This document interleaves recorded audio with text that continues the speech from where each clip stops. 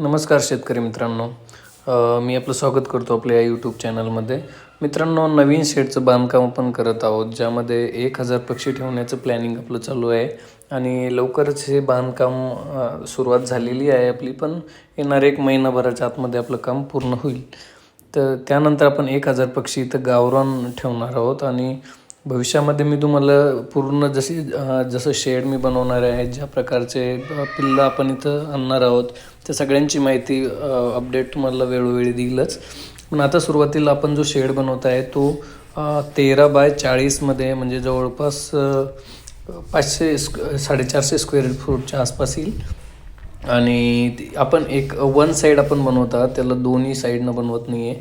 सुरुवात करत आहोत, त्यामुळे थोडंसं कमी पैशात आपण ही सुरुवात करत आहोत. जर सक्सेस झालं किंवा आपल्याला कोणते कोणते प्रॉब्लेम येतात हे आपल्याला सुरुवातीला याच्यातून कळेलच. त्यानुसार आपण बदल करून आपण याला पुढं थोडं वाढ करणार आहोत त्याच्यामध्ये. ही जी शेती आहे जवळपास आपण जे बघत आहात आता सध्या, हे 3-3.5 एकरच्या आसपास ही शेती आहे, ज्यामध्ये आपण एक 10 ते 20 गुंठ्यामध्ये हा प्लॅन करत आहोत. हे सध्या मी जे पोल वगैरे आणले, हा 2 बाय 2चा पाईप आहे, जो स्क्वेअरमध्ये आणलेला आहे मी. आणि सध्या ऑइल पेंट देण्याचं काम सुरू आहे, जेणेकरून याला कुठल्याही प्रकारचा गंज लागला नाही पाहिजे. काय होतं, आपण शेतीमध्ये कुठलाही लोखंडाचं जर काम केलं आणि त्याला हवेमुळं गंज चढण्यास सुरुवात होते. हे बघू शकता आपण इथं सध्या कापूस आपण लावलेला आहे आणि तो आता थोडाफार प्रमाणात उपटून तिथं आपण शेडचं बांधकाम करणार आहोत. सुरुवातीला 1 महिना आपले जे पिल्लं आहेत ते याच्यामध्ये आतमध्येच राहणार आहे, त्यांना आपण बाहेर सोडणार नाही आहोत.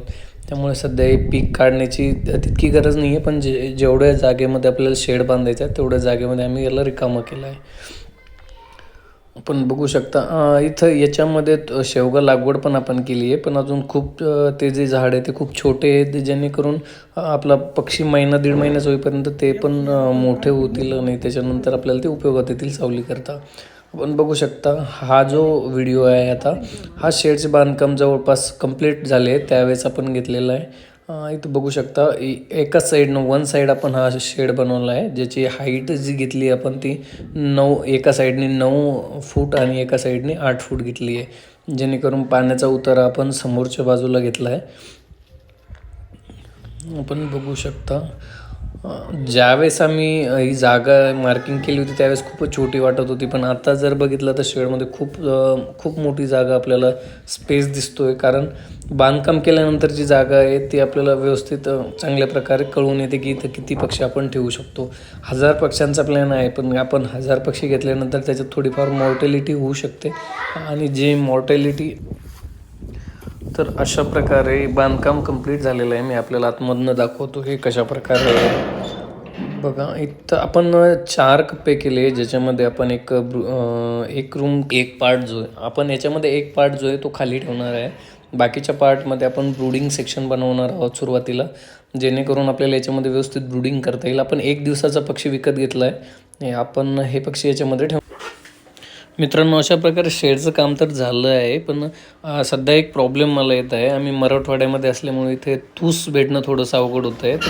तर जर आपल्या कोणाशी कॉन्टॅक्ट असेल की जिथं मला तूस मिळू शकेल तर मला प्लीज कमेंटमध्ये कळवा, जेणेकरून मला तुमचा फायदा होईल. आणि याच्यानंतर पण अजून शेडबद्दल वगैरे कुठल्या कमेंट असतील तर नक्कीच करा, जेणेकरून मला शेड बनवताना वगैरे किंवा मग कुक्कुटपालन सुरुवात करताना आपल्याला त्याचा फायदा करता येईल.